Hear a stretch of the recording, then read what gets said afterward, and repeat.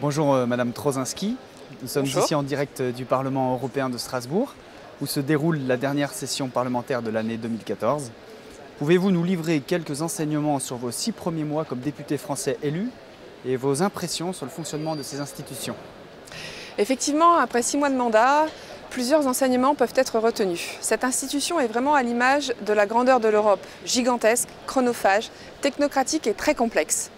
On y voit une débauche de moyens en tout genre, à l'heure où tous les peuples d'Europe souffrent de plus en plus de chômage, de plus en plus d'insécurité et d'incertitude.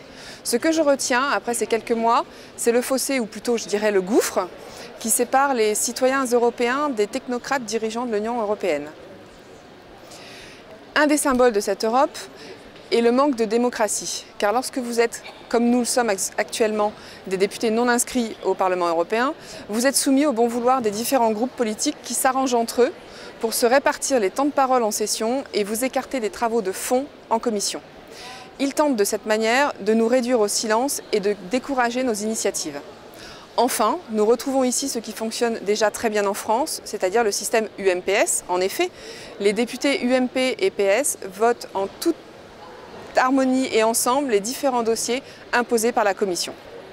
Les seuls débats politiques en faveur de la défense de la France et des Français sont initiés par les élus Front National, et ce, dans toutes les commissions et en séance plénière. Et croyez-moi, nous ne sommes qu'au début du mandat. Nous sommes à la veille du Noël chrétien célébré dans notre pays depuis des millénaires et événement majeur constitutif de notre culture et de notre civilisation.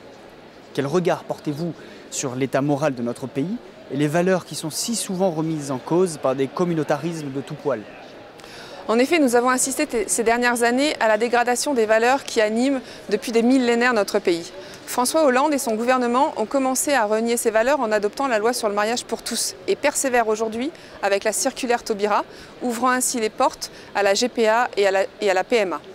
En cette veille de Noël, nous assistons à une véritable polémique sur l'installation de crèches, symbole culturel et traditionnel, dans les espaces publics au prétexte fallacieux de la laïcité.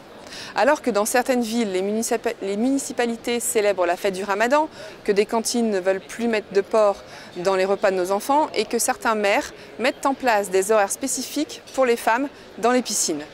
La laïcité, on s'en rend compte, ne fonctionne que dans un sens et n'a qu'un seul objectif, anéantir les valeurs et la culture française. Heureusement, certains maires résistent à ce nouvel affront, notamment les maires des communes Front National, et ont fermement défendu leurs crèches.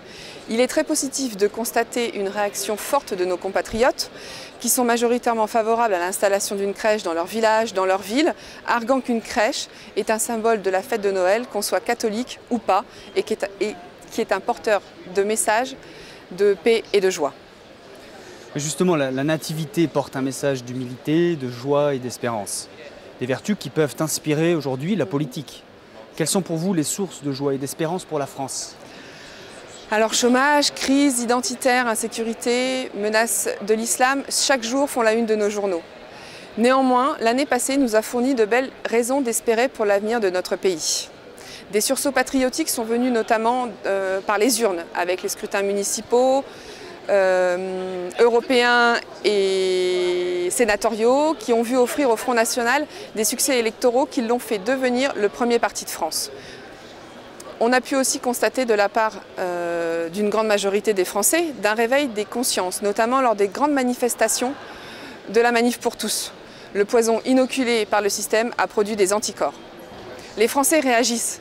Ils réalisent ce que leur impose cette Europe soumise aux diktats mondialistes et s'expriment largement en faveur des candidats Front National et Rassemblement Bleu Marine, seuls à encore savoir parler de la France. Donc l'espoir est bien là. Très bien. Avez-vous un dernier mot pour les Français qui vous écoutent?